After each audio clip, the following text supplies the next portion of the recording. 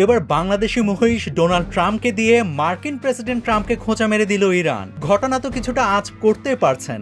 বাংলাদেশের নারায়ণগঞ্জে লালন পালন করা অ্যালভিনো একটা মহিষের চেহারা নাকি হুবহু দেখতে প্রেসিডেন্ট ট্রাম্পের মতো, তাই ঠাট্টা করে মালিক সেই মহিষটির নাম রেখেছিল ডোনাল্ড ট্রাম্প। সে সংবাদ আন্তর্জাতিক সংবাদ মাধ্যমও ফলাও করে প্রচার করা হয়। আর এই সংবাদ ইরানের চোখে পড়তেই তেহরান যা করলো তা এক কথায় নজিরবিহীন। রাশিয়ায় অবস্থিত ইরানের দূতাবাস তাদের আনুষ্ঠানিক এক্স অ্যাকাউন্ট থেকে একটি মহিষের ভিডিও শেয়ার করে। সেখানে ক্যাপশনে রসিকতা করে লেখা আছে, বেচারা ডোনাল্ড ট্রাম্পের সঙ্গে তুলনায় মন খারাপ হয়ে গেছে বাংলাদেশি মহিষটির। এই কথা তো সবারই জানা যে কোনো মানুষকে গরু বা মহিষ বলা হলে একটা গালি দেওয়ার শামিল হয়। এমন মোক্ষম সুযোগ হাতের নাগালে পেয়ে হয়তো হারাতে চায়নি ইরান।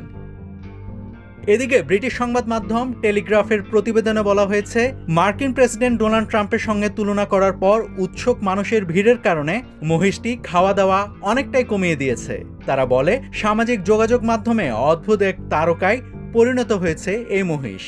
নাভিদ হাসান, সোনালী নিউজ।